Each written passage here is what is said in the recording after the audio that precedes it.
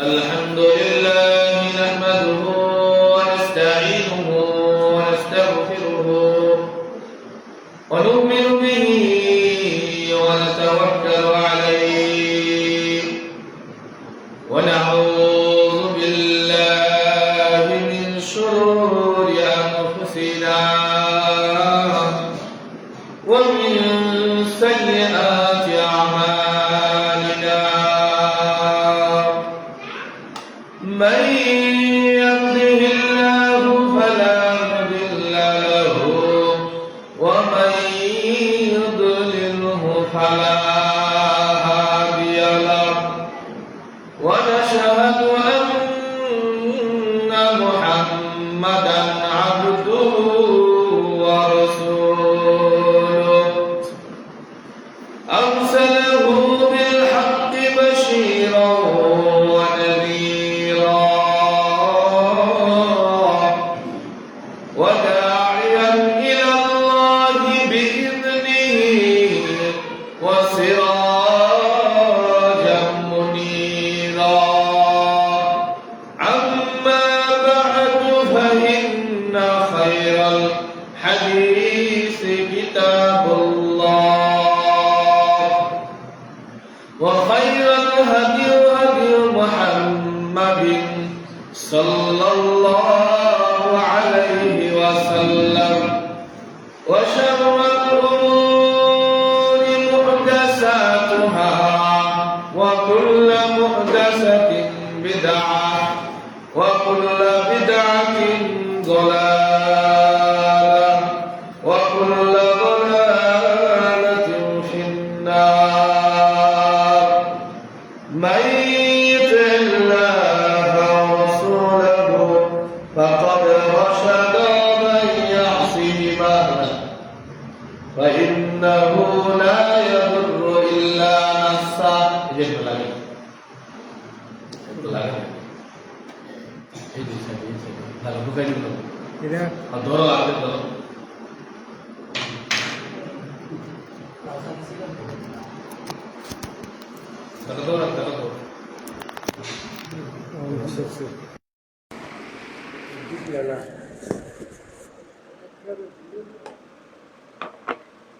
بعد أعوذ بالله من الشيطان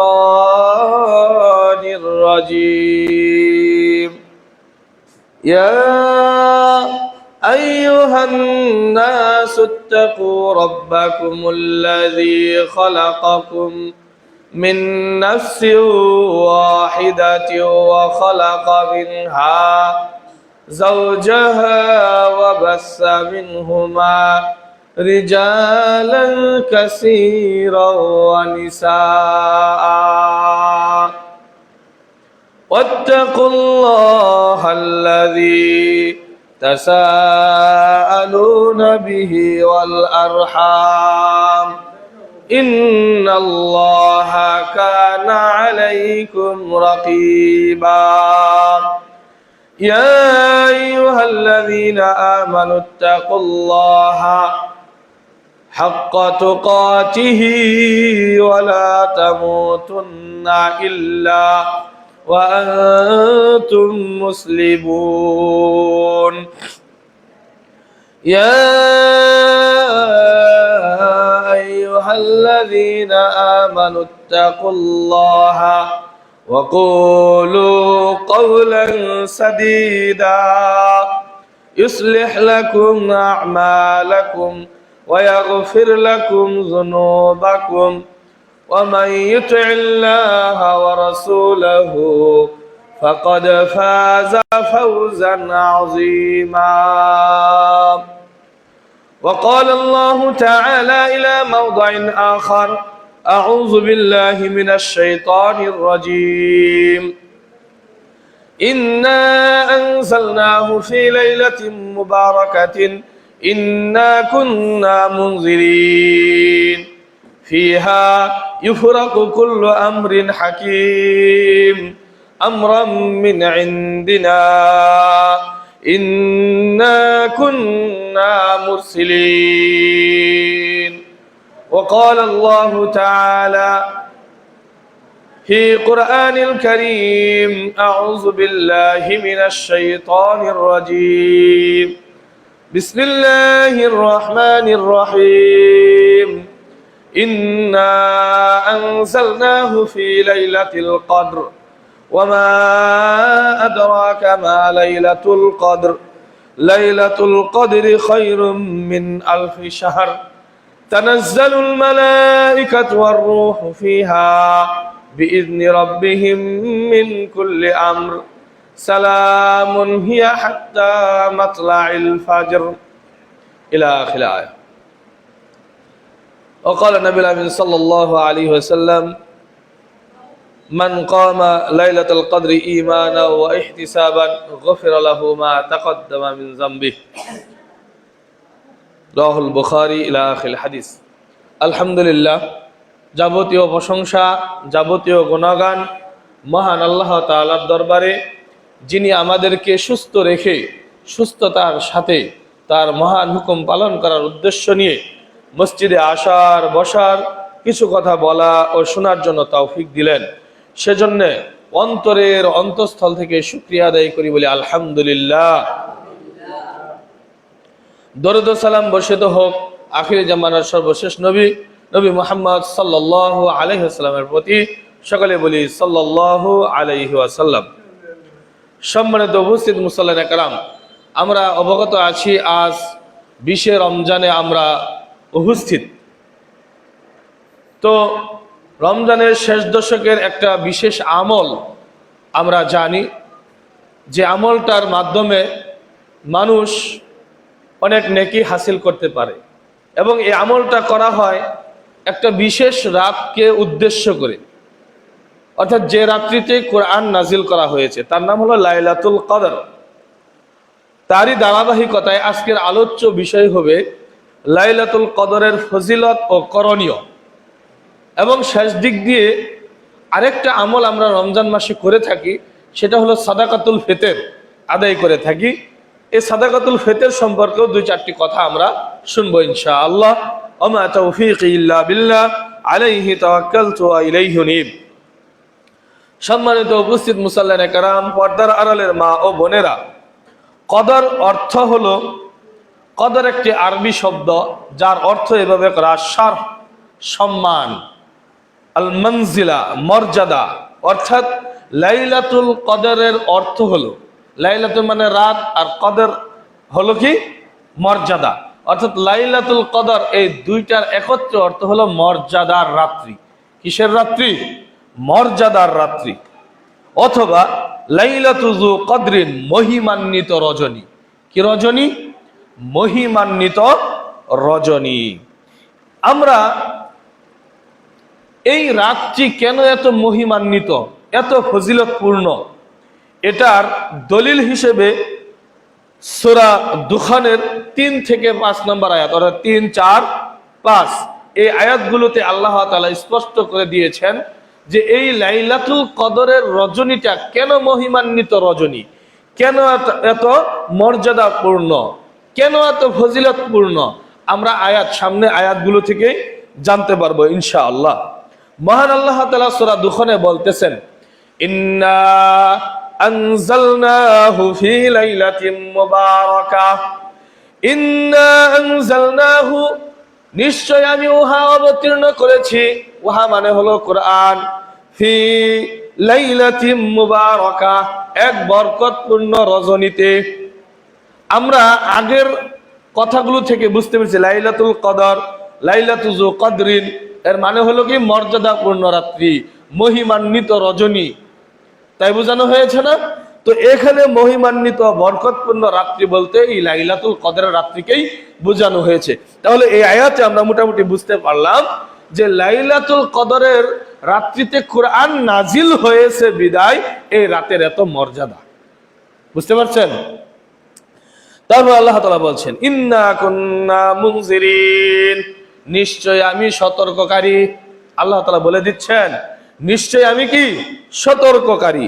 ফিহা ইউফরাকু কুল্লু আমরিন হাকিম, এবং এই রাত্রিতে সকল প্রকারের বিষয় নির্ধারণ করা হয়।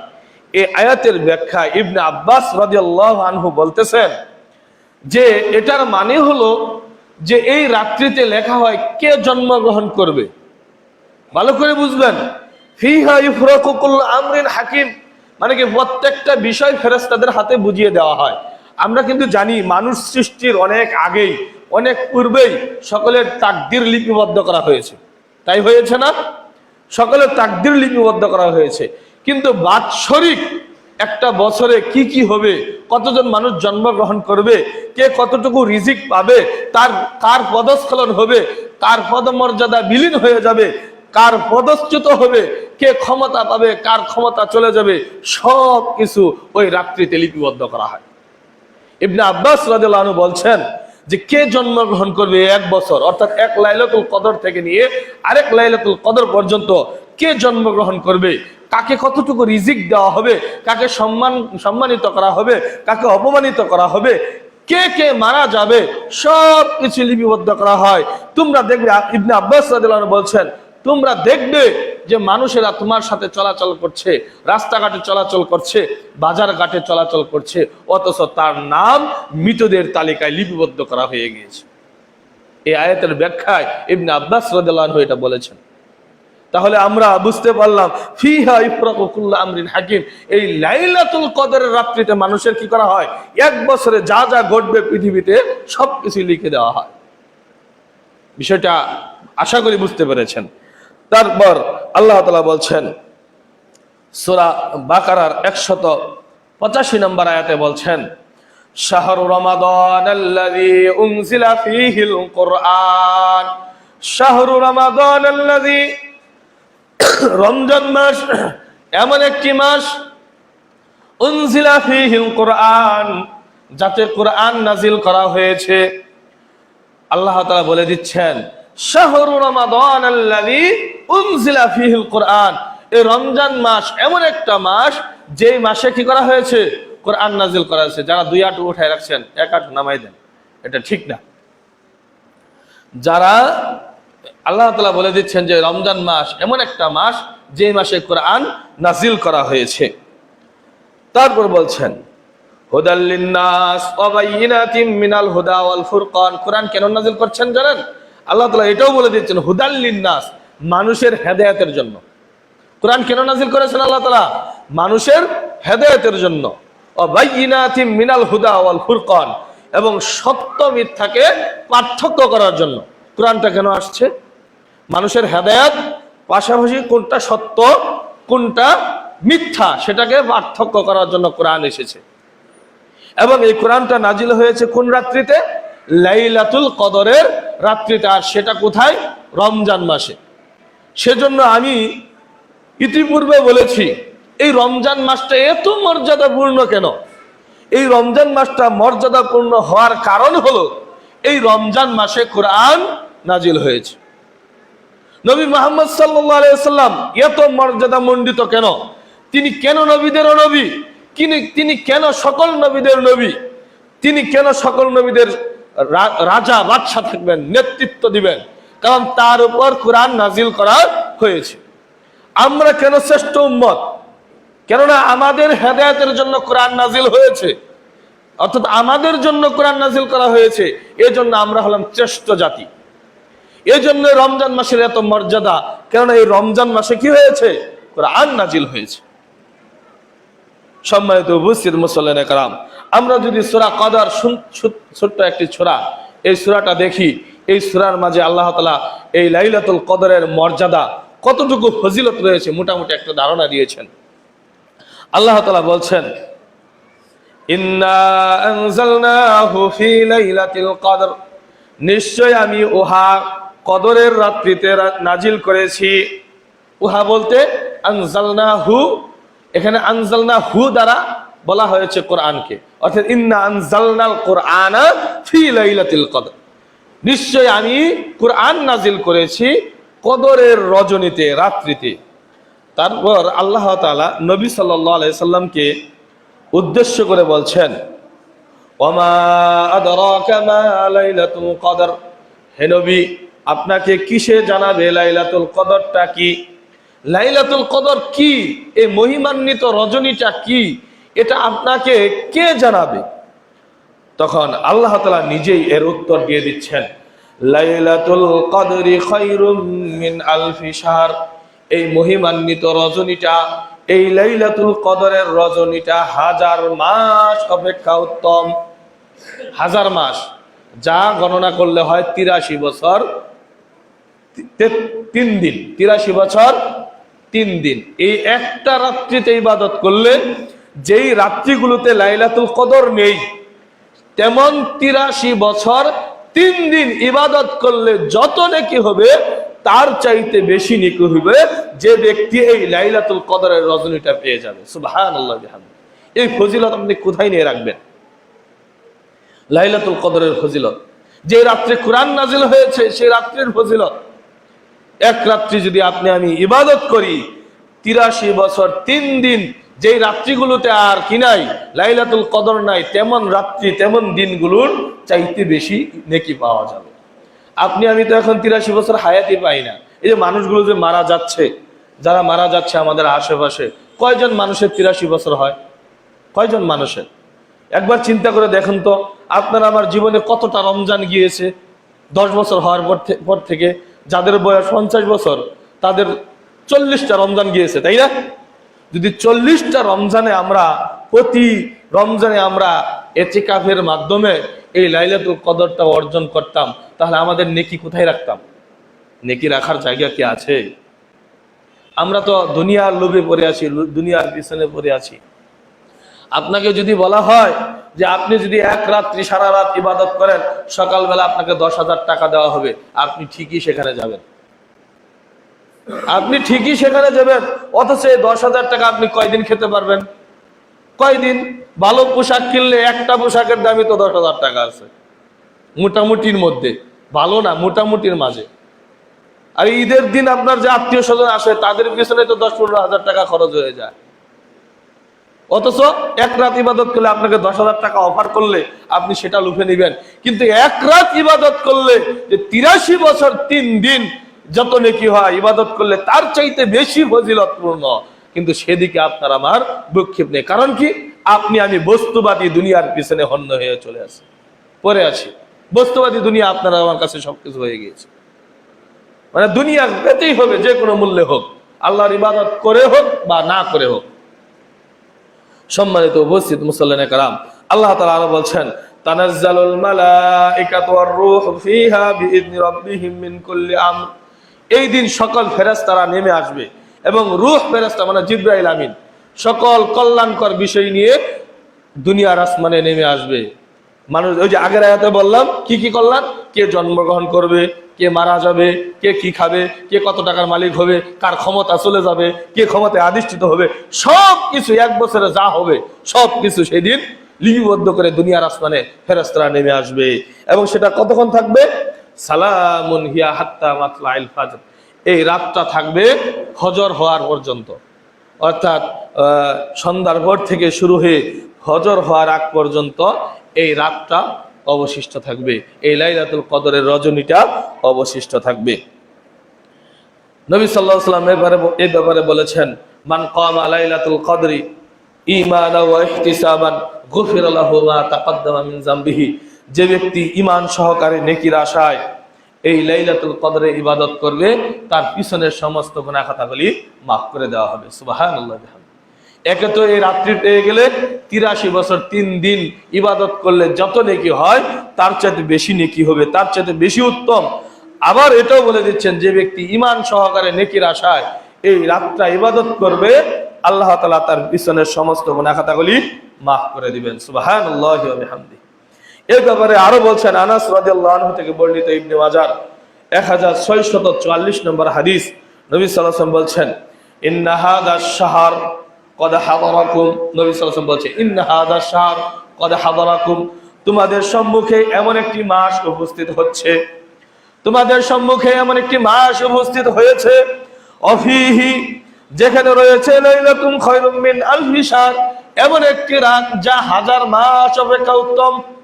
নবী সাল্লাল্লাহু আলাইহি ওয়াসাল্লাম বলে দিচ্ছেন যে তোমাদের মাঝে এমন একটা মাস উপস্থিত হয়েছে যেই মাসে এমন একটা রাত আছে যেই রাতটা খায়রুম মিন আলফি শাহর, হাজার মাস অপেক্ষা উত্তম। মান হরিমাহা ফাকাদ হরিমাল খায়রা কুল্লাহু, যে ব্যক্তি এই রাত থেকে মাহরুম হলো, বঞ্চিত হলো, সে সকল প্রকার কল্যাণ থেকে বঞ্চিত হলো। মনে হয় বোঝাতে পারছি না। নবী সাল্লাল্লাহু আলাইহি ওয়াসাল্লাম বলছেন, তোমাদের মাঝে এমন একটা মাস উপস্থিত হয়েছে, এমন একটা মাস তোমাদের মাঝে এসেছে, যেই মাসে এমন একটা রাত আছে যেই রাত হাজার মাস অপেক্ষা উত্তম, যেটাকে গণনা করলে 83 বছর 3 দিন হয়। এই রাতটা যারা মিস করে, যারা এই রাতটা পায় না, অর্থাৎ ইবাদতে কাটায় না, বঞ্চিত হয়, তারা হরিমাল খায়রা কুল্লাহু, সকল প্রকার কল্যাণ থেকেই সে বঞ্চিত হলো। এবার বুঝতে পারছেন? অর্থাৎ এই লাইলাতুল কদর রজনী যারা মিস করে গেল, যারা পাইল না, প্রকৃতপক্ষে তারা বঞ্চিত। শুধু বঞ্চিত নয়, সকল প্রকার কল্যাণ থেকেই বঞ্চিত। কত বড় কথা! আমরা তো দুনিয়ার কল্যাণ চাই, যে কোনো মূল্যে হোক, হালাল পথে হোক, হারাম পথে হোক, যে কোনো ভাবে হোক, দুনিয়ার ভালোটা কিন্তু আমরা চাই। কিন্তু আল্লাহর নবী সাল্লাল্লাহু আলাইহি ওয়াসাল্লাম তো বলে দিলেন, লাইলাতুল কদর যে ব্যক্তি মিস করে গেল সে বঞ্চিত হলো। কি থেকে বঞ্চিত হলো? দুনিয়ার যত রকমের কল্যাণ আছে, সকল প্রকার কল্যাণ থেকে সে বঞ্চিত হয়ে গেল। তারপর নবী সাল্লাল্লাহু আলাইহি ওয়াসাল্লাম বলছেন, ওয়ালা ইউহরামু খায়রাহা ইল্লা মাহরুমুন, কেবল বঞ্চিতরাই এই রাত থেকে বঞ্চিত হয়। মানে হতভাগা যারা, তারাই কেবল এই রাত থেকে বঞ্চিত হয়। আমরা কি কেউ হতভাগা হতে চাই? হতভাগা কেউ হতে চাই? চাই না। কিন্তু সকালে কি চাই? যে নিজের ধন সম্পদ থাক, নিজের নাম ডাক থাক, নিজের সন্তান ভালো কিছু করুক, আমি নিজে কিছু ভালো করি, মানুষের জন্য হোক, নিজের জন্য হোক, ভালো কিছু করি, এটা কিন্তু আমরা সকলেই চাই। কিন্তু আসল কাজ যেটা, সেটা আমরা কি করি না। সম্মানিত উপস্থিত মুসল্লিয়ান কেরাম, উক্ত আয়াতগুলো এবং হাদিসগুলো থেকে আমরা বুঝতে পারলাম লাইলাতুল কদরের ফজিলত কত। এবার আসেন, এই লাইলাতুল কদর যে রাত্রিটাতে যাবে, কিছু আলামত হাদিস অনুসারে বলবো, সময় না হওয়ার কারণে হাদিসগুলো উল্লেখ করবো না, শুধু হাদিস নাম্বারগুলো বলে দিব যে এই হাদিসগুলোতে এই কথাগুলো আছে। সেই দিন মনোরম একটা আবহাওয়া থাকবে। যেদিন লাইলাতুল কদরটা যাবে সেদিন মনোরম একটা আবহাওয়া থাকবে এবং প্রশান্তিদায়ক বাতাস থাকবে। নাতিশীতোষ্ণ, বুঝেন তো, মানে শীত না গরমও না, আপনার গরমও করবে না, শীত করবে না, এমন একটা রাত্রি যাবে যেদিন লাইলাতুল কদর যাবে, অতিবাহিত হবে। হাদিসটি পাবেন জামে তিরমিজির 5475 নম্বর হাদিস। তারপর আরেকটা আলামত যেটা হলো, মানে ঠান্ডা বাতাস, মৃদু বাতাস প্রবাহিত হবে। এই রাতে বেশি ঠান্ডাও হবে না, গরমও হবে না, যেটাকে নাতিশীতোষ্ণ বলা হয়। খুজাইমার হাদিস 2190 নাম্বার।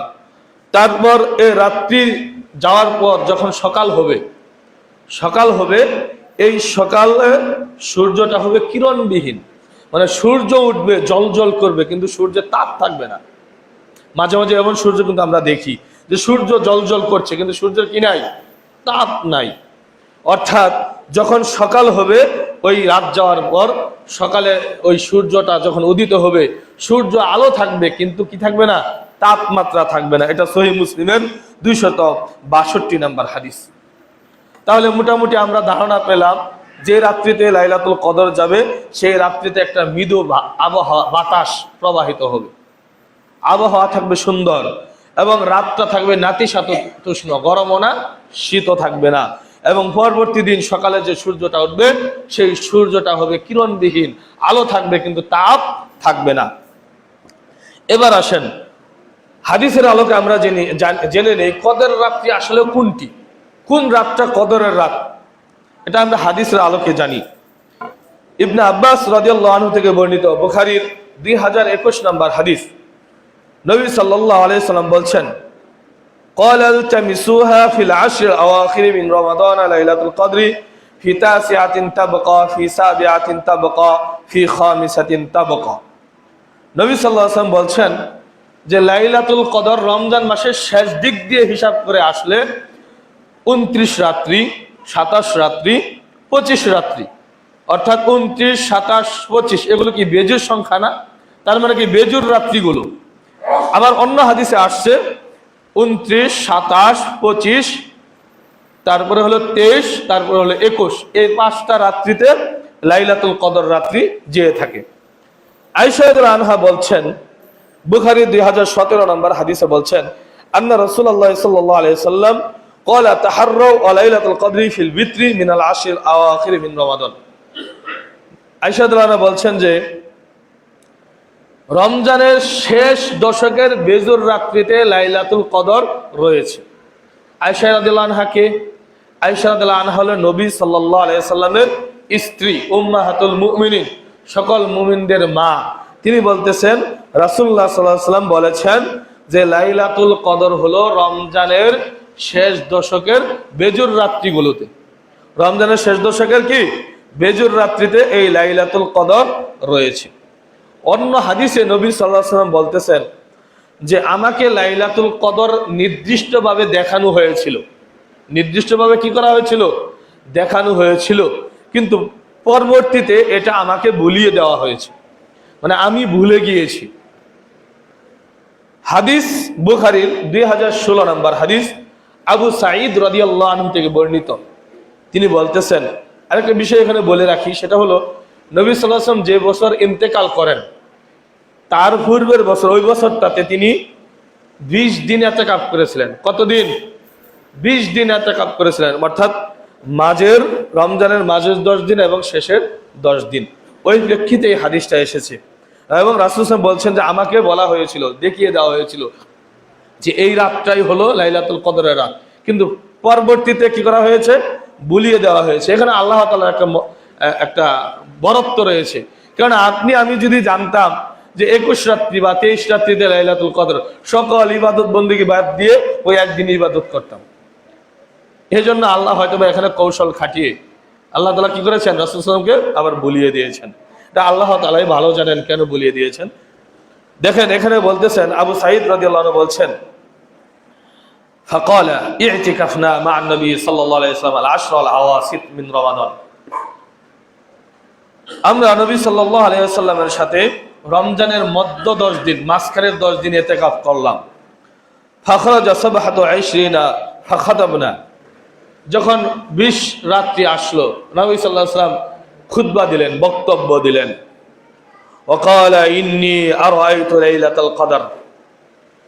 আবু সাঈদ রাদিয়াল্লাহু আনহু বলছেন যে নবী সাল্লাল্লাহু আলাইহি ওয়াসাল্লাম খুতবায় বলতেছেন 20 রাত্রি পার হয়ে যাওয়ার পর যে ওয়াকালা ইন্নী আরাইতু লাইলাতুল কদর, নিশ্চয় আমি লাইলাতুল কদর দেখেছি। এটা কে বলছেন?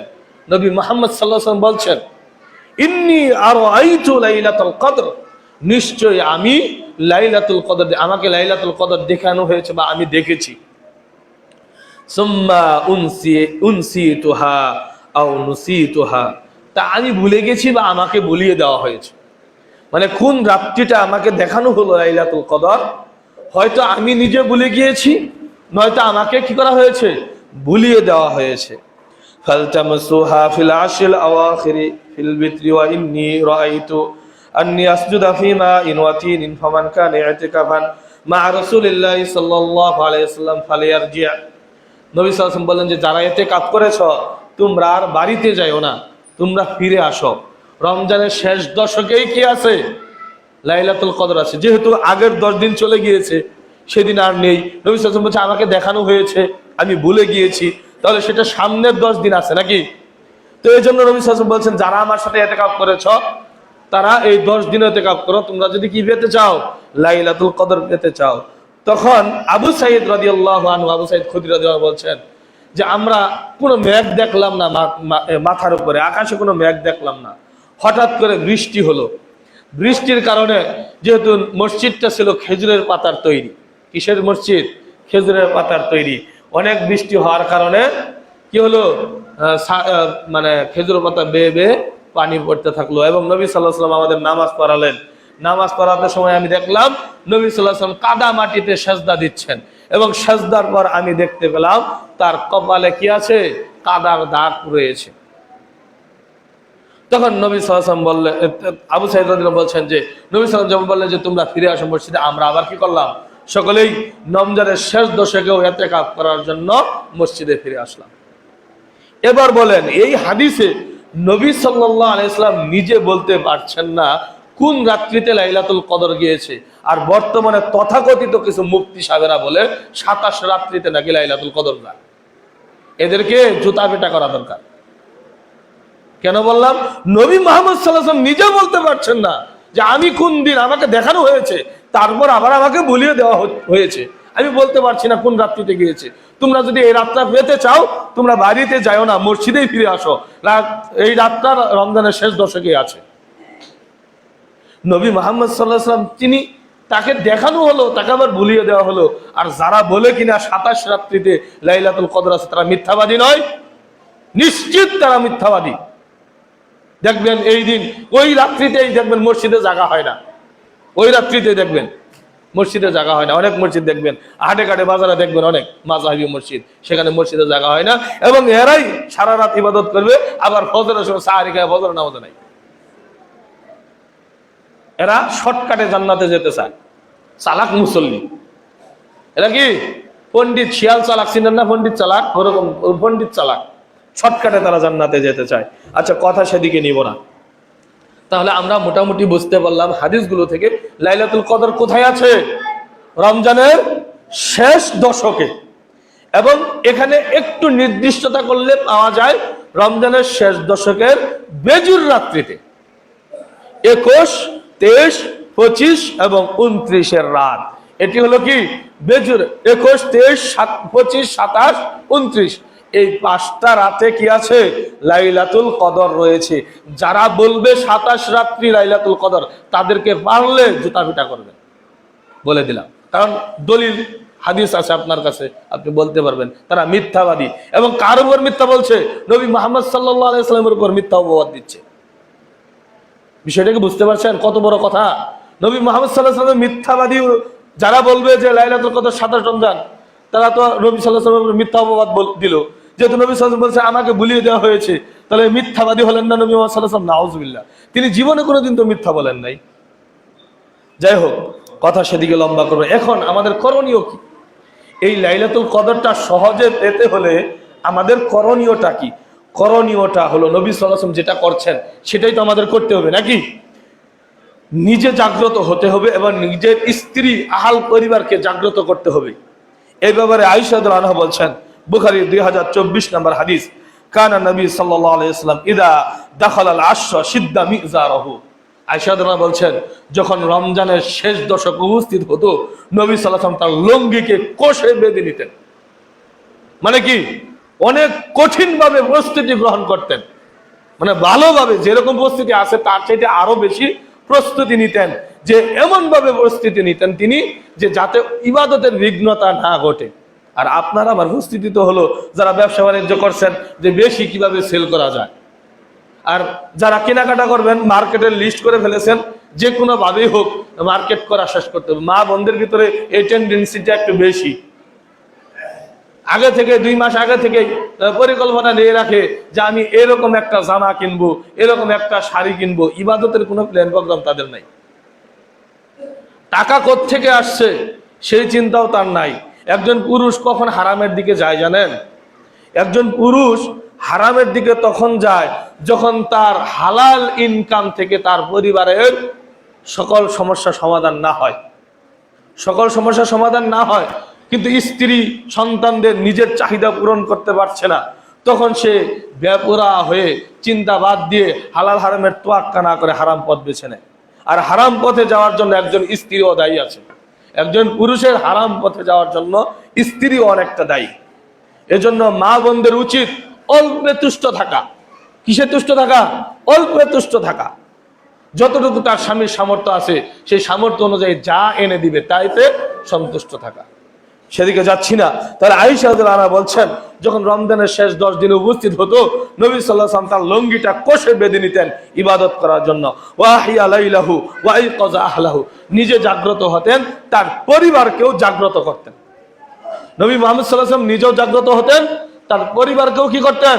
জাগ্রত করতেন। তাহলে আমাদেরও কি উচিত? নিজে জাগ্রত হওয়া এবং পরিবারকেও কি করা? ইবাদত করার জন্য জাগ্রত করা। পূর্বের তুলনায় আরো বেশি বেশি ইবাদত করতে হবে এই রমজানের শেষ 10 দিনে। দান সদকা যদি আগে 10-5 টাকা করে থাকেন, এই 10 দিন আরো বেশি দান করতে হবে, বেশি দান করতে। যে কোনো ইবাদত, যে কোনো ভালো কাজ যেটা আগে করেছেন কম, সেটা ডাবল করার চিন্তা ভাবনা করবেন, ঠিক আছে? তারপর এই ব্যাপারে নবী সাল্লাল্লাহু আলাইহি ওয়াসাল্লাম বলেছেন, কানা রাসূলুল্লাহ সাল্লাল্লাহু আলাইহি ওয়াসাল্লাম ইয়াজতাহিদু ফিল আশরিল আওয়াখিরি মা লা ইয়াজতাহিদু ফি গায়রিহি। নবী সাল্লাল্লাহু আয়েশা রাদিয়াল্লাহু বলছেন যে নবী সাল্লাল্লাহু আলাইহি ওয়াসাল্লাম এই 10 দিন যত পরিশ্রম করতেন, অন্য কোন সময় এত পরিশ্রম তিনি করতেন না।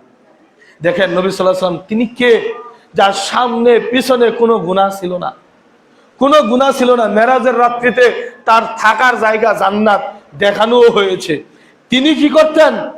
রমজানের শেষ 10 দিন এত শ্রম দিতেন, অথচ রমজানের বাহিরের তাহাজ্জুদের কথা আয়েশা রাদিয়াল্লাহু আনহাকে জিজ্ঞাসা করা হয়েছে যে আয়েশা রাদিয়াল্লাহু আনহা, আপনি নবী সাল্লাল্লাহু আলাইহি ওয়াসাল্লামের তাহাজ্জুদ সালাতের বর্ণনা দেন, তার সৌন্দর্যতা কেমন ছিল? নবী আয়েশা রাদিয়াল্লাহু আনহা বলছেন, তিনি যখন দাঁড়িয়ে সালাত আদায় করতেন তখন তার পা গুলো ফুলে যেত, মনে হতো সে আর রুকু করবে না। যখন তিনি রুকুতে যাইতেন মনে হতো সে রুকু থেকে আর মাথা উঠাবে না। আবার যখন রুকু থেকে উঠে দাঁড়াতেন মনে হতো সে আর সেজদায় যাবে না। আবার যখন সে সেজদায় যাইতো মনে হইবে না যে সে আবার সেজদার জন্য উঠবে। সেজদার থেকে ওঠার পর মাঝের বৈঠকে যখন বসতেন মনে হতো না সে দ্বিতীয় সেজদার জন্য আবার সে সেজদায় যাবে। এত সময় দীর্ঘ করতেন। আর আমাদের মাঝে আমরা 8 রাকাত পড়ি আর তারা 20 রাকাত পড়ে আমাদের আগে মসজিদ থেকে বের হয়ে চলে আসে। নামাজে কি বলে আল্লাহ ভালো জানে। এই নামাজ দিয়ে কি হবে, কি হবে বলেন এই নামাজ দিয়ে? আর আমাদেরও কিছু মুসল্লি আছে যেখানে তাড়াহুড়া করে নামাজ পড়ে ওইখানে যায়। তারাবি মানে তাড়াহুড়া নাকি? তারাবি মানে তাড়াহুড়া অনেকেই মনে করে। আরে 20 রাকাত ফরজ নফল বেতের 29 রাকাত নামাজ, আর আমাদের 11 রাকাত। 11 রাকাত পরে বের হয়ে যায় দেখি যে 29 রাকাত পরে আমাদের আগে চাষটুলা বসে চা খাইতেছে। কি বলে নামাজে বলেন তো? অথচ নবী সাল্লাল্লাহু আলাইহি ওয়াসাল্লাম নামাজ কেমন ছিল? এত লম্বা কেরাত করতেন তার পা ফুলে যেত। আর তিনি যার সামনে পিছনে কোনো গুনাহ ছিল না, তিনি রমজানের শেষ 10 দিন যতটা পরিশ্রম করতেন তার চাইতে এরকম পরিশ্রম আর কোনো সময় করতেন না। তাহলে রমজানের আগে তার পা ফুলে যাইতো, রমজানের শেষ 10 দিনে কি হতো বলেন তো? কি পরিমাণ ইবাদত তিনি করতেন, কি পরিমাণ ইবাদত তিনি করতেন। আর আপনি আমি এত গুনাহ, আপনার আমার গুনায় জর্জরিত, মাথার চাঁদি থেকে নিয়ে পায়ের মাথা পর্যন্ত শুধু গুনাহ আর গুনাহ, তারপর আমরা ইবাদত করি না, ইবাদত করি না। ফজরের সময় 1 কাতার মুসল্লি হয় না, দুঃখের বিষয় এটা। 1 কাতার মুসল্লি ফজরের সময় হয় না। এশার সালাতে তারাবি পড়ব 2 কাতার হয় না। আরে আপনাদের এলাকায় গিয়ে এই মানুষগুলাই থাকে। আর কিভাবে বললে আপনি বুঝবেন? আর কিভাবে বললে আপনার হেদায়েত হবে? আপনার অন্তরে কি একটু অনুশোচনা হয় না? এই রমজান মাস আপনি রোজা রাখেন আর না রাখেন, নামাজ পড়েন আর না পড়েন, রমজান কিন্তু চলেই গিয়েছে, আপনার জন্য অপেক্ষা করে নাই। আপনিও কিন্তু লিস্টে চলে আসতে পারেন ওই লাইলাতুল কদরের রজনীতে, যা আপনি সামনে বছর মারা যাবেন। হাদিস বললাম না, আয়াতের ব্যাখ্যা দিলাম না। সম্মানিত উপস্থিত মুসল্লিনে কেরাম, তারপর আয়েশা রাদিয়াল্লাহু আনহা বলছেন, আল্লাহ নবী সাল্লাল্লাহু আলাইহি ওয়াসাল্লাম জিজ্ঞাসা, তিরমিজি 3513 নম্বর হাদিস, قلت يا رسول الله أرأيت إن علمت أي ليلة ليلة القدر। আয়েশা রাদিয়াল্লাহু আনহা নবী সাল্লাল্লাহু আলাইহি ওয়াসাল্লামকে জিজ্ঞাসা করছেন, হে আল্লাহর রাসূল, আমি যদি বুঝতে পারি যে আজকের রাত্রি লাইলাতুল কদরের রাত্রি, ইন আলিমতু আইয়ু লাইলাতিন আল কদরু মা আকুলু ফিহা, তাহলে ওই রাত্রিটা আমি কি বলবো? দেখেন নবী সাল্লাল্লাহু আলাইহি ওয়াসাল্লামের বাড়ির আয়েশা রাসূল সাল্লাল্লাহু আলাইহি ওয়াসাল্লাম জিজ্ঞাসা করছেন, আমি যদি বুঝতে পারি যে এই রাতটা লাইলাতুল কদরের রাত, তাহলে আমি সেখানে কি বলবো? তখন নবী সাল্লাল্লাহু আলাইহি ওয়াসাল্লাম তাকে বলছেন, কুলি আল্লাহুম্মা ইন্নাকা আফুবুন কারীম তুহিব্বুল আফওয়া ফা'ফু আন্নী। তাহলে তুমি বেশি বেশি এই দোয়াটা পড়ো, আল্লাহুম্মা ইন্নাকা আফুবুন তুহিব্বুল আফওয়া ফা'ফু আন্নী। এই দোয়াটা বেশি বেশি পাঠ করো। মা বোনেরা ভালো করে লক্ষ্য করুন, নবী সাল্লাল্লাহু আলাইহি ওয়াসাল্লামের বাড়ির আয়েশা নবী সাল্লাল্লাহু আলাইহি ওয়াসাল্লামকে জিজ্ঞাসা করছেন, আল্লাহর রাসূল, লাইলাতুল কদরের রাত্রি যদি আমি বুঝতে পারি যে এটা লাইলাতুল কদরের রাত্রি, তাহলে আমি কি আমল করব, কি বলবো সেখানে? নবীর বাড়ির আয়েশা দোয়া খুঁজে, আর আমাদের বাড়ির আয়েশা মার্কেট খুঁজে, ভালো শাড়ি ভালো কাপড় খুঁজে। নবীর বাড়ির আয়েশা উত্তম আয়েশা। আর মা বোন, আপনি তাদের মতো হন, আপনাকে মানুষ সম্মান করবে, আপনাকে মর্যাদার আসনে বসাবে। মা বোনদের জান্নাতে যাওয়া সহজ, একেবারেই সহজ। নবীর বাড়ির আয়েশা দোয়া খুঁজছেন, সেই দোয়াটা আমার বাড়ির আয়েশাও করবে। সেটা কি? আল্লাহুম্মা ইন্নাকা আফুবুন কারীম তুহিব্বুল আফওয়া ফা'ফু আননি। শুধু মহিলারা না, পুরুষরা সকলেই বলবে। এই রাত্রি পাওয়ার জন্য সবচাইতে সহজ মাধ্যম হলো ইতিকাফ করা। দেখেন মহান আল্লাহ তাআলা সূরা বাকারার 125 নম্বর আয়াতে বলে দিচ্ছেন, ওয়াহিদনা ইলা ইব্রাহিম ওয়া ইসমাঈল আন তাহহিরা বাইতিয়া লিত-তাইফিনা ওয়াল আকিফিনা ওয়ার রুকআইস সুজুদ। আমি ইব্রাহিম এবং ইসমাইলকে আদেশ করেছি কিসের জন্য? যারা তাওয়াফ করবে, যারা ইতিকাফ করবে, যারা রুকু সিজদা করবে, তাদের জন্য যেন বাইতুল্লাহকে পরিষ্কার রাখে, আমার ঘরকে যেন কি করে, আনতাহহিরা বাইতি, আমার বাড়িকে যত পবিত্র করে রাখে, পরিষ্কার পরিচ্ছন্ন রাখে। অর্থাৎ এই আয়াতে বোঝা গেল যারা ইতিকাফ করবে তাদের জন্য মসজিদ প্রস্তুত করে দেওয়া, এটা দায়িত্ব। এবং এই দায়িত্ব আল্লাহ তাআলা কাকে দিয়েছেন? নবী ইব্রাহিম, নবী ইসমাইল। মসজিদ ঝাড়ু দেওয়া কাদের কাজ? নবীদের কাজ। অথচ আমরা এটাকে খাটো করে দেখি, খাটো করে দেখি না। যারা মসজিদের সবাই থাকে, আমি এটা মাঝে মাঝে বলি, তাদেরকে তো আমরা অনেকে মানুষই মনে করি না। এই মসজিদের ইমাম সাহেব, মসজিদের খাদেম, মুয়াজ্জিন, এরা কি মানুষ নাকি? অনেকে এটা মনে করে। আমি আপনাদের কথা বলছি না, অনেকে এটা ভাবে আর কি। কিন্তু এরাই হলো শ্রেষ্ঠ মানুষ, যেটা এই আয়াত প্রমাণ করে। ইব্রাহিম নবী মসজিদ ঝাড়ু দিয়েছেন, ইসমাইল আলাইহিস সালাম মসজিদ ঝাড়ু দিয়েছেন, নবী মুহাম্মদ সাল্লাল্লাহু আলাইহি ওয়াসাল্লাম মসজিদের খেদমত করেছেন, সেবা করেছেন। সকল নবীদের ইতিহাস দেখেন, তাদের সম্পর্কই ছিল মসজিদের সাথে, ইবাদত খানার সাথে। অথচ আমরা এই মর্যাদা আর এখন তাদেরকে দেই না, যারা মসজিদের খেদমতে থাকে। নবী সাল্লাল্লাহু আলাইহি ওয়াসাল্লাম আগের হাদিসগুলো থেকেও আমরা স্পষ্টভাবে বুঝতে পেরেছি যে নবী সাল্লাল্লাহু আলাইহি ওয়াসাল্লাম ইতিকাফ করেছেন এই রমজানের শেষ 10 দিনে। আপনার আমার জন্য সবচাইতে সহজ লাইলাতুল কদর পেতে হলে আপনাকে আমাকে ইতিকাফ করতে হবে। যাদের সময় আছে, সুযোগ আছে, আমি মনে করি তাদের ইতিকাফ করা উচিত। হয়তোবা সামনে আপনি চিন্তা করতেছেন যে এই বছর না, সামনের বছর হয়তোবা করবেন, হয়তোবা সামনের বছর আপনার ব্যস্ততা আরো বেড়ে যেতে পারে।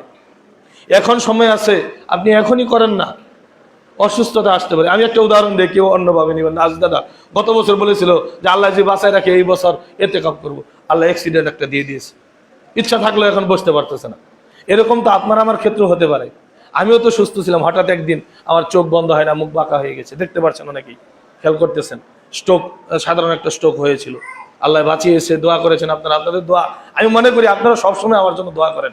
আমি আপনাদের অনেকের সন্তান তুল্য, অনেকের নাতি তুল্য, অনেকের ছোট ভাই তুল্য, সবসময় আমার জন্য দোয়া করেন, আমি বুঝি। আল্লাহ বাঁচিয়েছেন, ছোট একটা স্ট্রোক হয়েছে, মুখ বাঁকা হয়ে গেছে, কথা বলার সময় বোঝা যায় বেশি। তো মানুষের এখন ভালো আছি, এটা আল্লাহর কাছে লাখ লাখ শুকরিয়া। যে কোনো সময় যে কোনো কিছু হয়ে যেতে পারে, তাই না? তো যাদের সুযোগ আছে তাদের কাছে আমি করজোরে অনুরোধ করি, এমন একটা মসজিদ, কিসের অভাব আছে এই মসজিদে? আপনার খানারও চিন্তা করতে হবে না, আল্লাহর পক্ষ থেকে খাবারের ব্যবস্থা হবে। মরিয়ম আলাইহিস সালাম মসজিদে অবস্থান করেছেন, জাকারিয়া আলাইহিস সালাম তার খালু ছিলেন। একদিন তার রুমে গিয়ে দেখে আনা সিজনের ফল, যে সিজন নাই, ধরেন আঙ্গুর, এখন আঙ্গুরের সিজন চলতেছে। কোনটা সিজন? বর্তমান জলফই, ধরেন আমাদের বর্তমানে জলফই নাই, এখন যদি জলফই দেখেন আশ্চর্য হবেন না? তো এরকম জাকারিয়া আলাইহিস সালাম তার খালু মারিয়াম আলাইহিস সালামের খালু দেখতে পেলেন তার রুমের ভিতরে আনা সিজনের ফল। তখন তাকে জিজ্ঞাসা করছেন, এই ফল তুমি কোথায় পেলে? তখন মারিয়াম আলাইহিস সালাম জবাব দিচ্ছেন, ক্বালাত হুয়া মিন ইনদিল্লাহ, এগুলো আল্লাহর পক্ষ থেকে। সেখানে কে পৌঁছালো ওই খাবার? কোন মানুষের মাধ্যমে সেখানে গিয়েছিল? যায়নি। আপনি রিজিক নিয়ে এত চিন্তিত হয়েন না। আরে রিজিকের মালিক তো আল্লাহ, আল্লাহ আপনাকে রিজিক দেন বিধায় আপনি খেতে পারেন। আরে আপনার সামনে খাবার থাকবে, আপনি খেতে পারবেন না, কারণ ওই রিজিক আল্লাহ আপনার জন্য রাখেন নাই। রিজিক আপনি বলছেন আমি ইনকাম করছি তাই খাচ্ছি বলছি না, আল্লাহ আপনাকে তাওফিক দিচ্ছেন বিধায় আপনি পারছেন। একটু চিন্তা করেন, আমার কতটুকু সমস্যাটা আমি নিজে বুঝতেছি যে মুখটা স্বাভাবিক থাকলে কথা বলা কত সহজ। আমার যখন ছিল তখন কিন্তু আমি বুঝি নাই যে বাইকে গেলে এত কষ্ট হবে কথা বলতে, এখন কিন্তু ঠিকই বুঝতেছি না, এরকমই স্বাভাবিক। তো আমাদের যাদের সুযোগ আছে, আমি করজোরে অনুরোধ করছি, 20 জন হন, সমস্যা নাই, সব ব্যবস্থা আল্লাহ করে দেবে, সহজ করে দেবে। আমাদের যাদের সুযোগ আছে সকলে যেন আমরা ইতিকাফ করি, এটা আমাদের উচিত।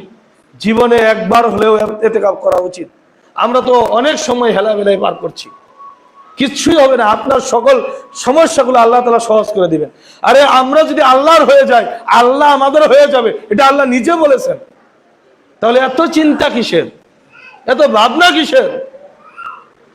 অনেকে কাজকর্ম এখন বর্তমানে এমনিতেও কাজকর্ম কম, আপনি যে বিষয়গুলো নিয়ে চিন্তিত আছেন সেই বিষয় নিয়ে চিন্তা করে ওগুলো কোনো বিষয়ই না।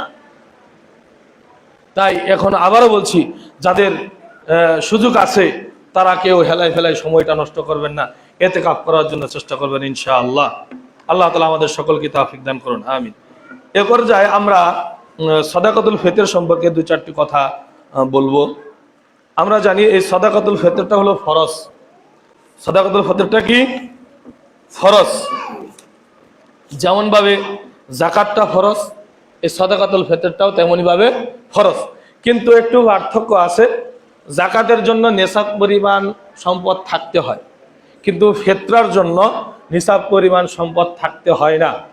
এটার মুহাদ্দিসিনে কেরাম বলেছেন, যদি আমার দিয়ে বুঝাই, আপনাকে দিয়ে বুঝালে হয়তো বা আপনি মাইন্ড করতে পারেন, আমার কিছুই নাই, ফিতরা দিব এটাও নাই, তাহলে আমার উচিত কি হবে জানেন? আপনার কাছ থেকে ফিতরা নিয়ে, মানে আপনি দিচ্ছেন, আমি আপনার কাছ থেকে গ্রহণ করছি, নিয়ে হলেও ফিতরা আদায় করতে হবে। বিষয়টাকে বুঝতে পারছেন? ফিতরার জন্য নিসাব পরিমাণ সম্পদের দরকার নেই। আপনি বলবেন আপনি গরিব, আপনার ঘরে চাউল নেই, চলবে না, আপনি আরেকজনের কাছ থেকে ফিতরা নিয়ে হলেও আপনাকে ফিতরা আদায় করতে হবে। আপনার নাই, যেমন আমার নাই, আমি আপনার কাছ থেকে গ্রহণ করব, গ্রহণ করে সেটা আবার কি করব? আদায় করব। এটা আদায় করতে হবে, ফরজ ইবাদত। এবং এটা কতটুকু হবে? এক সা পরিমাণে। অনেকে দেখবেন অর্ধ সা, এই যে ইসলামী ফাউন্ডেশন থেকে যে ফিতরা নির্ধারণ করে দিয়েছে, এই ফিতরা আদায় করলে ফিতরা আদায় হবে না, হবে না, হবে না, 100 বার হবে না। অর্ধ সা কোনো ফিতরা নেই, ফিতরা হবে এক সা। যেটা মুহাদ্দিস একরাম বলেছেন যে মাঝারি ধরনের হাতের 4 আজলা খাদ্য দ্রব্য। আমাদের দেশের মূল খাদ্যটা কি? চাউল এবং আটা। অনেকে আটা খায়, অনেকে আবার চাউল খায়, চাউলটাই বেশি। তো এই স্বাভাবিক হাতের আজলা দিয়ে, 4 আজলা দিয়ে ওজন করলে অনেকেই বলেছে 2.5 কেজি হয়, আবার অনেকে বলছেন যে 3.25 কেজি বা 3.25 কেজি হয়। অর্থাৎ 2.5 কেজি থেকে নিয়ে 3.25 কেজি পর্যন্ত আদায় করা যায়। আপনার যেটা সহজ হয়, 2.5 কেজি চাইলে 2.5 কেজি আদায় করতে পারেন। কেউ যদি বলেন যে আমি 3.25 কেজি দিব, 2.5 কেজি দিচ্ছি আর 3 পোয়া দিতে পারবো না, আপনি আদায় করতে পারেন, সমস্যা নেই। অর্থাৎ মুহাদ্দিসিনে কেরাম বলেছেন মাঝারি ধরনের হাতের 4 আজলা চাউল ওজন করে দেখবেন 2.5 কেজি হলো। এটা হাদিস, বিজ্ঞানময় একটা, কোরআন হাদিস কিন্তু বিজ্ঞানময়, সব দিয়ে দিয়েছে তথ্য। অর্থাৎ আপনার মাথা পিছু সকলের 2.5 কেজি খাদ্যদ্রব্য টাকা দিয়ে ফিতরা আদায় করলেও ফিতরা হবে না। যদি তাই হতো তাহলে কুরবানি না দিয়ে, কুরবানি অনেক ঝামেলা, অনেকের লোক নাই, অনেক সময় লোক ভাড়া আনতে হয় না, বা এলাকার দরজার আগে বলে রাখতে হয় আমার এখানে একটু সহযোগিতা করো, বলে রাখতে হয়। এত ঝামেলার কি দরকার আছে? কোরবানি পশুর টাকা মানুষের দিয়ে দিলাম, কোরবানি হবে? ঠিক যেমন ভাবে কোরবানি হবে না, ঠিক তেমনি ভাবে চাউল না দিয়ে টাকা দিয়ে ফিতরা আদায় করলে ফিতরা আদায় হবে না। খাদ্য দ্রব্য দিয়ে ফিতরা আদায় করতে হবে। রাসূলুল্লাহ সাল্লাল্লাহু আলাইহি ওয়াসাল্লাম জামানাতেও স্বর্ণ মুদ্রার প্রচলন ছিল, দিনার দিরহামের প্রচলন ছিল। তিনি কি পারতেন না সহজের জন্য দিনার দিরহাম দিয়ে কি করতে? সাদকা ফিতরা আদায় করতে, কিন্তু তিনি তা করেন নাই। তিনি খাদ্যদ্রব্য দিয়ে, তখনকার খাদ্যদ্রব্য দিয়েই আদায় করেছেন। অর্থাৎ আমাদের প্রধান খাদ্য যেটা, সেটা দিয়ে জনপতি, নারী পুরুষ সকলে, ছোট বড় মুসলিম সকলের জন্য 1 সা পরিমাণ সাদাকাতুল ফিতর ফরজ করা হয়েছে। এটা কেন আদায় করব? ওই যে রমজান মাসে হাসি ঠাট্টা করে আরেকজনের সাথে অনেক সময় হাসি ঠাট্টা করেছি, বিভিন্ন সময় বিভিন্ন কথা বলে ফেলেছি, বেফাস কথার জন্য, রমজানের ভুলকুটি সংশোধনের জন্য এই সাদাকাতুল ফিতরটা আমরা আদায় করব। আর একটা মহৎ উদ্দেশ্য হলো ঈদের আনন্দ ধনী গরিব সকলের মাঝে বিলিয়ে দেওয়ার জন্য খাদ্যটা দরিদ্রদের মাঝে দিয়ে দিব, যাতে তারাও ঈদের আনন্দটা আমাদের সাথে কি করতে পারে? শেয়ার করে নিতে পারে। এজন্য আমরা সাদাকাতুল ফিতর আদায় করব। আমাদের এখানে সুন্দর একটা সিস্টেম আছে। যারা একেবারে হতদরিদ্র, তাদের সিস্টেমটা হলো তারা আদায় করবে, আবার তারা কি করবে? হতদরিদ্র যারা, তারা আবার এখান থেকে নিবে। এটা কিন্তু আদায় হয়ে যায় অনেক ক্ষেত্রে। আবার অনেক ক্ষেত্রে দেখেছি গত বছর সম্ভবত 65 থেকে 70 জনের মতো ফিতরা আদায় করেছেন। আর এই এলাকায় তো মানুষ হলো 120 জন সদস্য, আর কোথায় আদায় করলেন আপনি? আবার অনেকেই বলে আমার আত্মীয় স্বজনকে দিই। আরে আত্মীয় স্বজন কি খালি ফিতরা খাওয়ার যোগ্য? সারা বছর তো তার খোঁজ খবর নেন না। হ্যাঁ দিবেন, আমি বলছি না দিবেন না, কিন্তু সারা বছর তো তাকে দেন নাই। আরে তাকে সহযোগিতাগুলো শুধু ফেতরা দিয়ে দিবেন, সহযোগিতা আপনি সারা বছর করবেন। সে তো অনাথ, সে তো অভাবী, তাকে সারা বছর করতে হবে। শুধু ফেতরার 2টা চাইল দিয়া আপনি আত্মীয়তার সহযোগিতা করেন? হ্যাঁ আপনি করবেন, কিন্তু সারা বছর করতে হবে, শুধু ফেতরার সময় না। শুধু ফেতরার সময় আত্মীয়তার দেখাইতে আসেন না, সব সময় দেখাবেন। তাই আমি বলছি আবার উদাত্ত আহ্বান, আমাদের এখানে যেহেতু একটা সুন্দর সিস্টেম আছে, একত্রিত করে তারপর দেখা হয়, বা যারা নিবে তারা আসে, উপস্থিত হয়, আমরা তাদেরকে দেই সুন্দরভাবে বন্টন করে। 2-1টা মাদ্রাসার চিঠি থাকে, এই মাদ্রাসাগুলোতেও আমরা দেই। এটা সুন্দর একটা পদ্ধতি আমি মনে করি। আপনারা সকলেই জমা করা শুরু করে দিবেন। আমাদের এখানে হয়তো 27 বা 28 রমজানের দিন বন্টন করে দেওয়া হবে। শেষ পর্যায়ে রমজানের আপনারা চেষ্টা করেন মাথা পিছু 2.5 কেজি, ছোট থেকে বড় সকলে যারা রোজা রাখে নাই তাদের জন্য অনেকেই বলেছেন এরকম যে চাঁদ ওঠার আগে, শাওয়াল মাসের চাঁদ ওঠার আগে যদি কোনো সন্তান ভূমিষ্ঠ হয়, তাহলেও তার উপর সাদাকাতুল ফিতর কি হয়? ফরজ হয়। অর্থাৎ তাহলে ছোট বাচ্চা নাবালক তার উপরে কি সাদাকাতুল ফিতর ফরজ। অনেকে এটা বলেছেন, আবার অনেকে এটা বলেন। যেহেতু বলেছেন আমরা আদায় করলাম, সমস্যা তো নাই।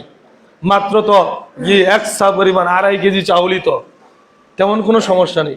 আবার আরেকটা বিষয় এখানে খেয়াল করবেন, গত জুমায় যখন জাকাতের আলোচনা করেছিলাম তখন বলেছিলাম যে মনে মনে এই জিনিসটা চিন্তাও করবেন না, যে জিনিসটা আপনি চোখ বন্ধ করা ছাড়া গ্রহণ করবেন না, সেটা দিয়ে ফিতরা আদায় করবেন। সারা বছর খাইছেন আপনি কি বলে মাধবী চাল, আর এখন কন্ট্রোলের চালের বস্তা একটা তুলে আইনা মসজিদে ফিতরা আদায় করবেন? হবে না, কারণ আপনি তো সারা বছর খান ভালোটা। অর্থাৎ আপনি যে মানের খান, সে মানে আপনি যে কন্ট্রোল খান সারা বছর, কোনো সমস্যা নেই, আপনি সেটা দিয়ে আদায় করবেন। কিন্তু আপনি সারা বছর খাইছেন হলো মাধবী নাজির শাল, কিন্তু ফিতরা আদায় করার সময় বস্তা একটা কিনছেন 700 টাকা দিয়া, ফিতরা আদায় করে ফেলেন না, ফিতরা হবে না।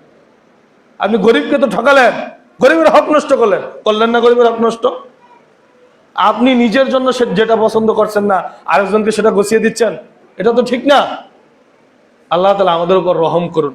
আমরা যাতে এই রমজানের যে সিয়ামগুলো চলে গিয়েছে, এই রমজানের সিয়ামগুলোর যে হক যেরকমই হয়েছে, আল্লাহ তাআলা ভুলভ্রান্তি ক্ষমা করে রমজানের সিয়ামগুলো কবুল করে নিন, আমিন। সামনে যে সিয়ামগুলো আছে, সিয়ামগুলো যাতে সঠিকভাবে আদায় করতে পারি, সেই তৌফিক আল্লাহ তাআলা আমাদেরকে দান করুন। ইতিকাফ করার জন্য আল্লাহ তাআলা আমাদের সকলকেই মনস্থ হওয়ার তৌফিক দান করুন, আমিন।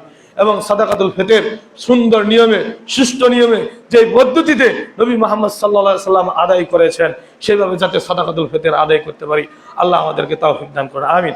তারপরে একটা কথা বলে দিচ্ছি, যদি কারো সমস্যা হয় যে চাউল আপনার নাই, বাজার থেকে আনতেও সমস্যা, আমাকে টাকা হিসাব করে দিয়ে যাবেন, আমি কিনে আনবো, আমি নিজে দায়িত্ব নিয়ে কিনে আনবো। তারপরে কেউ টাকা দিয়ে ফিতরা আদায় করার চিন্তা করবেন না, ঠিক আছে? বিষয়টা আরেকটু সহজ করে দিলাম। কারো সমস্যা হলে হিসাব করে আমার কাছে টাকা দিবেন, আমি বাজারে যাব, বাজার বেশি দূর না, হয়তো 10 টাকা গাড়ি ভাড়া লাগবে, সমস্যা নাই, আমি নিজে কিনে আইনা চাউল দিয়ে ফিতরা আদায় করবেন। এটা নবীর সুন্নাহ। নবীর সুন্নাহ থাকতে আমরা কেন মানুষের রচিত আইন মানব? আল্লাহ তাআলা খুতবায় যে আলোচনা করলাম, এই আলোচনার উপর আমল করার তৌফিক দান করুন, আমিন। ওয়া আখিরু দাওয়ানা আলহামদুলিল্লাহি রাব্বিল আলামিন। না দিব, সমস্যা না। ইন্নাল হামদালিল্লাহ নাহমাদুহু ওয়া নাস্তাঈনুহু ওয়া নাস্তাগফিরুহ। আম্মা বা'দ, আউযু বিল্লাহি মিনাশ শাইতানির রাজীম। ইন্নাল্লাহা ওয়া মালাইকাতাহু ইউসাল্লুনা আলান নবী ইয়া আইয়ুহাল্লাযীনা আমানু সাল্লু আলাইহি ওয়া সাল্লিমু তাসলিমা। সকলে দরুদ ইব্রাহিম পড়েন। আল্লাহুম্মা সাল্লি আলা মুহাম্মাদ ওয়া আলা আলি মুহাম্মাদিন কামা সাল্লাইতা আলা ইব্রাহিম ওয়া আলা আলি ইব্রাহিম ইন্নাকা হামিদুম মাজিদ। আল্লাহুম্মা বারিক আলা মুহাম্মাদ ওয়া আলা আলি মুহাম্মাদিন কামা বারাকতা আলা ইব্রাহিম ওয়া আলা আলি ইব্রাহিম ইন্নাকা হামিদুম মাজিদ। সম্মানিত উপস্থিত মুসাল্লিনে কেরাম, পর্দার আড়ালের মা ও বোনেরা, আপনারা অনেকে অবগত আছেন 17 রমজান 18 তারিখ যেই বর্বর ইসরায়েল বাহিনী আমাদের মুসলিম ভাই গাজা ফিলিস্তিনে বিশাল এক আক্রমণ করেছে। নিউজে তো এসেছে 408-10 জনের মতো মানুষ মারা গিয়েছে। আসলে কত মানুষ মারা গিয়েছে এটা আল্লাহ তাআলাই ভালো জানেন। আমরা আমাদের এই মুসলিম ভাইদের জন্য শুধু দোয়াই করতে পারি, ৩,৫০০ মাইল দূরত্বে সে তারা অবস্থান করছে। আমরা কত সুন্দর ইফতার করছি, আত্মীয় স্বজন নিয়ে সাহারি করছি, তাদের কাছে যে খাবারটা পৌঁছাবে এই খাবারটা রমজানের আগের থেকেই সেই রাস্তাটা বন্ধ করে দেওয়া হয়েছে। তাদের কাছে কোনো খাবার যায় না, খাবার বন্ধ, পানি নেই, খাবার নেই। তারপরে আবার এই ১৭ রমজান ইসরায়েল বাহিনী নেতানিয়াহু বলেছে সবেমাত্র শুরু, সবেমাত্র শুরু। তার মানে কি ওই হামলা করার পর ঘোষণা দিছে যে সবেমাত্র শুরু। এই যে হামলাগুলো হচ্ছে, আমরা আমাদের এই মুসলিম ভাইদের জন্য দোয়া করি। অবশ্যই বাইতুল মুকাদ্দাস একদিন বিজয়ী হবে, এটা আল্লাহর ঘোষণা, নবী সাল্লাল্লাহু আলাইহি ওয়াসাল্লামের ঘোষণা। একদিন এই বাইতুল মুকাদ্দাস বিজয় হবেই হবে, মুসলিমদের আন্ডারে থাকবে, বিজয় হবে। কিন্তু কিছু সময় পর এই ইহুদি খ্রিস্টানরা পদে পদে পদে পদে অপমানিত হবে। যখন এই ইহুদি কোন গাছের আড়ালে পলায়ন করবে, পাথরের আড়ালে পলায়ন করবে, ওই পাথর বলবে আমার পিছনে একটা ইহুদি আছে, ধরো তাকে মারো। কোনো জায়গায় তারা আশ্রয় নিতে পারবে না, কোনো জায়গায় তারা আশ্রয় নিতে পারবে না। ইহুদিদেরকে আল্লাহ তাআলার কাছে একজন দোয়া করেছিলেন, একজন যুবককে, যখন নামটা ভুলে গিয়েছে এই মুহূর্তে মনে হচ্ছে না, যাই হোক কথাগুলো বলি যে আল্লাহ তারা আমাকে এভাবে নির্যাতন করছে, তুমি তাদেরকে গুনে গুনে রাখো, তুমি তাদেরকে গুনে গুনে রাখো, তুমি তাদেরকে সমূলে একেবারে ধ্বংস করে দিও। এইভাবে দোয়া করেছিলেন মৃত্যুর আগ মুহূর্তে। নামটা আমি ভুলে গিয়েছি, বলতে পারলে ভালো লাগতো।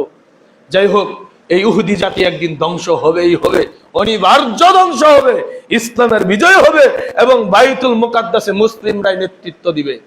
বাইতুল মুকাদ্দাস মসজিদ, এই মসজিদটা মুসলিমদেরই থাকবে। 17 মাস প্লাস 17.5 মাস এটা আমাদের কেবলা ছিল। নবী মুহাম্মদ সাল্লাল্লাহু আলাইহি ওয়াসাল্লাম সেদিকে আমরা সকল মুসলিমরা সেদিকে ফিরে নামাজ পড়েছে।